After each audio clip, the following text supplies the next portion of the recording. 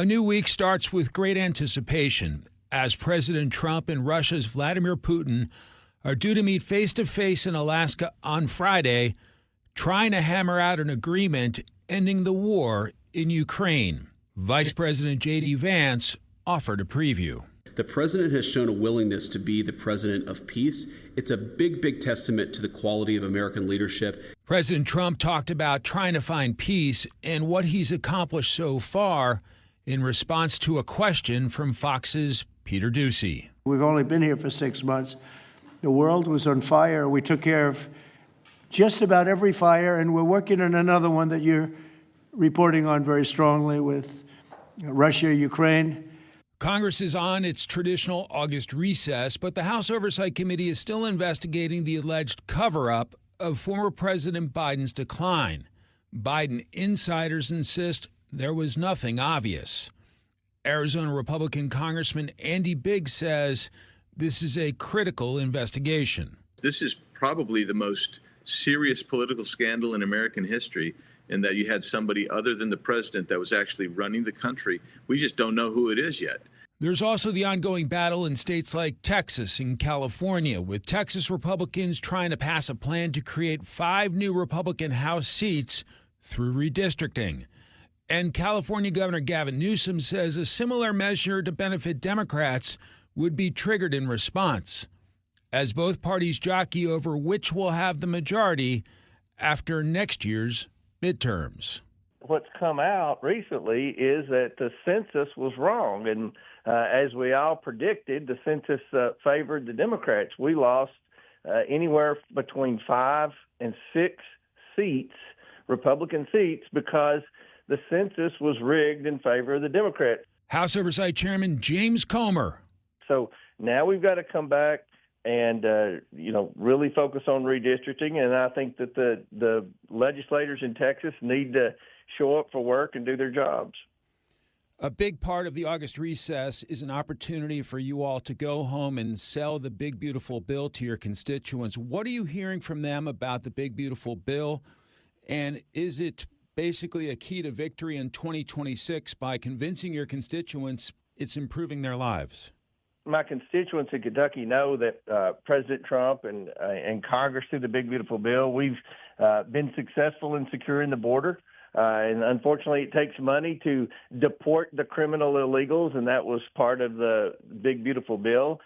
They appreciate the tax cuts and changes to the tax code that are more business friendly, that will lead to job creation. We just had a big announcement in Kentucky with Apple making a $2.5 billion investment to make the glass for the iPhones in Kentucky. So people see that the economic agenda by President Trump and the Republicans in Congress through the big, beautiful bills working. And, we're just going around the state of Kentucky talking about the achievements of the first 200 days. And I think people are pretty happy. A big priority when you return to Capitol Hill to session will be figuring out the finances. Basically, we're coming up to the end of the fiscal year at the end of September. Are you worried about a government shutdown? I'm always worried about a government shutdown. And, I know a lot of conservatives say that's a good thing, but it's really not. We need to control spending. But, the Democrats are going to do anything to help the Republicans. We have a thin majority in the House. I strongly encourage my colleagues to work together. I know there are discussions in place to try to pass a spending bill that's fiscally responsible, and one that can not only pass the House but get enough votes in the Senate. So it's a lot tougher when you have to get 60 votes in the Senate, but hopefully we can do it to avoid a shutdown. But we've got to face the reality that there's not a Democrat in Washington, D.C. that's going to help us. They kick and scream when they're in the majority and there's a fear of a shutdown. But when the Republicans are in the majority, they want a shutdown. So, hopefully we can come to terms. I know there are a lot of negotiations taking place as we speak. This coming Friday, we expect President Trump to meet face-to-face with Vladimir Putin in Alaska. There's been some talk about whether or not Volodymyr Zelensky will also be part of the discussions. What are your thoughts, and do you think they can reach some kind of agreement in terms of a peace deal regarding Ukraine? I hope so, and I have confidence in President Trump. He's demonstrated his strong leadership throughout his time as President of the United States. We've had peace through strength, and I think that President Trump taking the lead in trying to negotiate a peace deal is the right process, and I have confidence that he'll be able to hopefully strike something up. If not, I think that both countries will probably suffer the consequences because President Trump has made it clear his patience has evaporated with respect to this conflict in Ukraine. To your job as chairman of the powerful House Oversight Committee, we've seen your committee call up a variety of Biden inner circle folks trying to dig into President Biden's health decline. What are your big takeaways from these witnesses so far? Well, we had a major takeaway this past week with one of the depositions when one of the members of the Biden inner circle said that they were prepping President Biden for an interview with George Stephanopoulos, and they knew that he was going to bring up the cognitive decline that the Republicans were talking about. And the staff tried to debate whether or not they should give Joe Biden a cognitive test, and they decided against it. To decide against the President of the United States taking a simple cognitive test shows me, and I think the American people, that this inner circle knew that he was in a drastic cognitive decline. A lot of questions about the use of the Autopen under then-President Biden, including who was in charge of it and was he fully engaged in terms of pardons and some other things. What's the latest on that, and are you getting to the bottom of that? We're trying. Half the witnesses are answering questions. The other half are pleading the fifth. At the end of the day, Joe Biden gave one interview talking about the Autopen to the New York Times of all publications, and he admitted that he didn't know who all were getting pardons, that he delegated that to his staff. That's not how the pardon process works, and that's a perfect example of what we believe was taking place, especially in the last 90 days of the Biden administration, that the staff were just using that Autopen to forge his name on executive orders and pardons with a president who is in deep cognitive decline. What witnesses are you looking forward to calling? Could you potentially call the former First Lady, Jill Biden, or perhaps then Vice President Kamala Harris? It's looking more and more like we're headed in that direction. We've got a few more people of the initial batch of the Biden inner circle that we're going to bring in for questioning. If their answers aren't satisfactory, or if their answers aren't consistent with other members of the inner circle's answers, then we'll go further. And I think the next step obviously would be Jill Biden and Kamala Harris. But, it all depends on how the next 3 or 4 interviewees goes. When the witnesses come in and they do answer questions, I realize some of them have not, but when they do answer questions, do you feel like they're taking it seriously, recognizing they could be in hot water if they mislead your committee? I feel like they're being very careful. They're being very scripted. And believe it or not, they're all saying the same thing, that the reason Joe Biden looked bad during that debate was he had a stutter. I never heard anyone say anything about a stutter before we started bringing people in for depositions on the Autopen scandal. But this is the new narrative that they've created.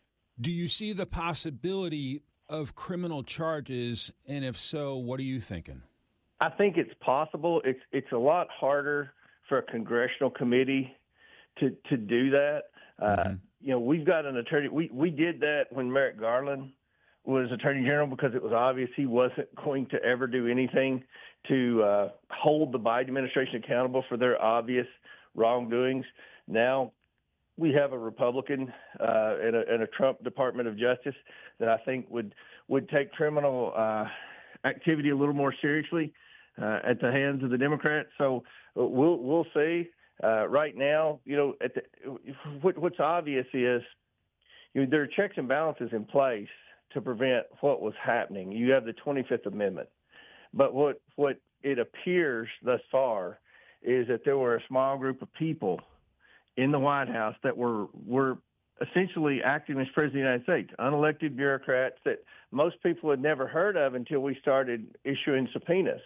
And this is very concerning that unelected bureaucrats can use an Autopen and sign an executive order that has significant impact on the American people without having to do a press conference, without a committee hearing, without having to answer to anyone. And that's what was going on. So, if that rises to criminal behavior, then there will be definitely criminal referrals. But at the end of the day, I think the most important thing here is, are these executive orders valid now that the evidence continues to emerge that Joe Biden really didn't know what was being signed with that Autopen? Moments after next year's midterm elections, it'll begin the 2028 presidential cycle, and we know some of the Biden insiders have had presidential ambitions. Do you think some of those folks should be disqualified for not being straight with the American public about former President Biden's health in his final months in office? I think the American people will disqualify him. I think there's no one in America buying what the few insiders who have answered questions in our depositions are selling. They're selling the fact that there was nothing wrong with Joe Biden. He just had a stutter. Nobody's buying that. Jake Tapper at CNN's not buying that. I don't think Jean-Pierre's book is going to validate that. I think at the end of the day, the American people see a cover-up, and anyone that was involved in that cover-up, I think, will be held accountable by the voters. And there's some suggestion that Vice President Harris is coming out with a book where she may blame the former president for her failures on the campaign trail. Yeah, well, I mean, he didn't help the situation, but what she needs to realize is she would never have won the Democrat nomination had it been a fair process. Look, she got 1% of the vote when she ran the first time. She was put on the ticket for obvious reasons. So, the Democrats did everything in their ability to have a, smoke-filled room decision-making process instead of an open democratic process to pick Joe Biden's replacement on the ticket. I do not think Kamala Harris would have beaten Gavin Newsom or Shapiro, but yet that's who the Democrats in a smoke-filled room chose to put on the ticket. So Joe Biden's probably did not help Kamala Harris. I'll agree with her on that. But at the end of the day, she should be very fortunate that she didn't have to go through a nominating process, because I don't believe she ever would have gotten the nomination. The chairman of the House Oversight Committee, Congressman James Comer, grateful for your time today, sir. Have a wonderful week. Thank you.